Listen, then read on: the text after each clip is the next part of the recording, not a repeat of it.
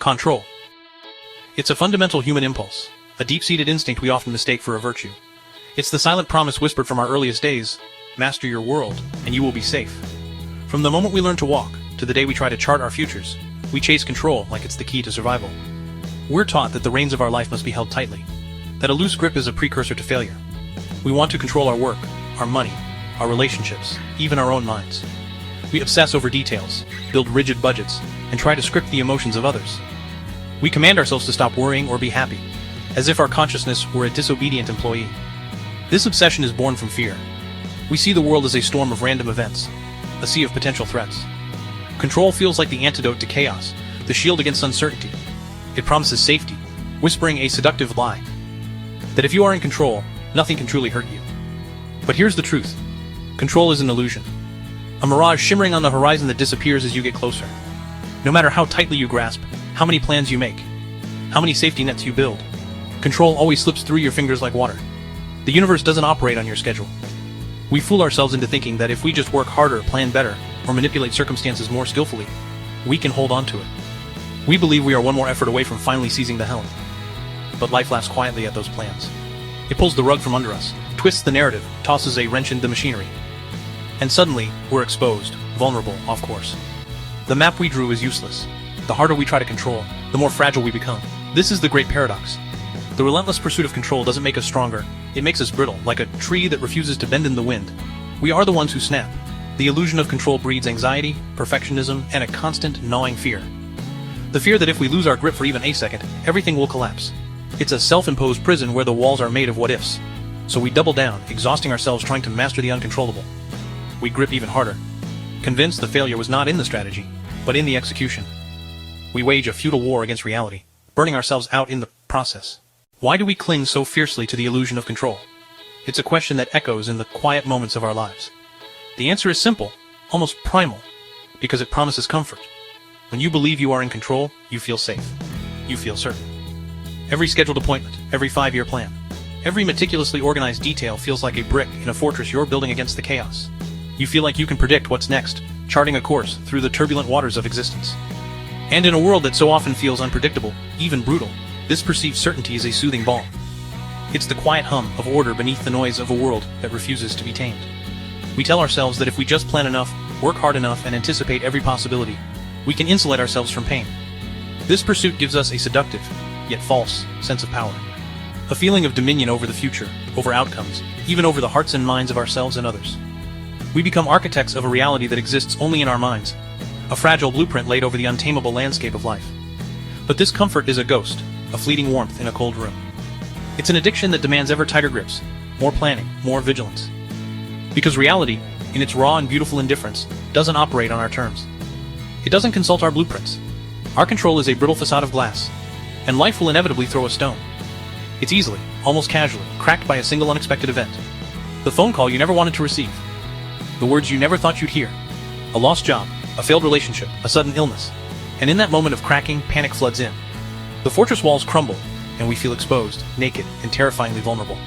The world we so carefully constructed dissolves into uncertainty. But here, in the wreckage of our plans, lies a profound paradox.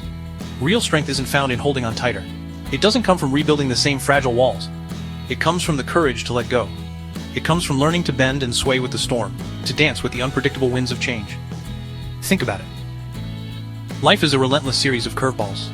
Events we never saw coming, no matter how meticulously we prepared. You might have spent decades building a stable career, pouring your identity into your work, only to watch it evaporate overnight due to forces entirely beyond your grasp. The office becomes a ghost town, the title a hollow echo. You might have believed a relationship was a bedrock, a foundation for your future, only to see it shatter into a million pieces from a single unforeseen fracture. The shared future becomes a collection of painful memories. You might have taken your health for granted, treating your body as an invincible machine, until a doctor's quiet words and a stark diagnosis changed the entire landscape of your existence. These are not just stories of loss. They are profound lessons in humility. These experiences are the universe reminding us of our limits. They hold a mirror up to our hubris and expose the myth of total control for what it is, a comforting lie. But in their harshness, they also teach us something vital, something transformative. Surrender is not defeat. It is not weakness. Surrender is an act of profound wisdom. It means accepting, with courage and grace, that some things are simply beyond our influence. It's the recognition that we are not the sole authors of our story.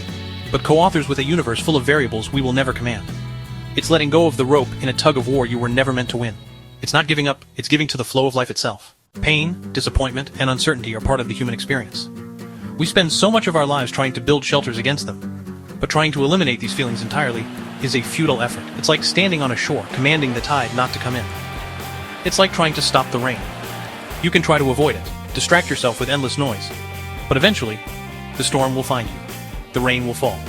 And accepting this fundamental truth is one of the hardest things we can do. It goes against every instinct. The idea that some things are simply beyond our command feels like a personal failure. So if we can't control the storm, if we can't control the external events that shape our lives, what power do we truly have? The answer lies in the small, sacred space between what happens to us and how we choose to respond.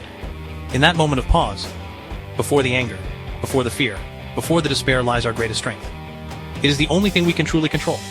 When life's inevitable waves throw you off balance, it is not the wave itself, but your reaction to it, that defines your experience. Do you thrash and fight, exhausting yourself in a battle you cannot win? Or do you learn to move with the current? Learning to master your response is like learning to surf. A surfer doesn't try to stop the ocean. They respect its power, study its rhythms, and learn to use its energy to glide, finding grace amidst the chaos. But to get on that surfboard, you must first let go of the shore. And letting go of our desperate need for control is terrifying. It feels like a profound surrender, a confession of weakness. Our minds scream that we are giving up, resigning ourselves to fate. It feels like stepping off a cliff, falling into a dark abyss without a parachute. But here lies the great paradox. This act of surrender, this terrifying leap of faith, is the very doorway to true freedom. The constant effort to manage every variable, to predict every outcome. This is not control. It is a prison. It is an endless, exhausting burden of fear and anxiety. When you stop trying to micromanage the universe, you unchain yourself. In the space that opens up, you begin to cultivate what truly matters: genuine resilience, the ability to bend without breaking. You foster adaptability, the capacity to thrive in changing conditions. And you discover a profound, unshakable peace. A peace you carry within you, through any storm. In a world beyond your control, you must turn your focus inward. Focus on your own domain. Focus on your thoughts, observing them without judgment. Focus on your mindset, seeing every challenge as a chance to learn. Focus on your choices, acting in line with your values. And focus on your attitude, choosing gratitude. These are the levers you have. This is your power. So, choose resilience over despair. Choose curiosity over fear.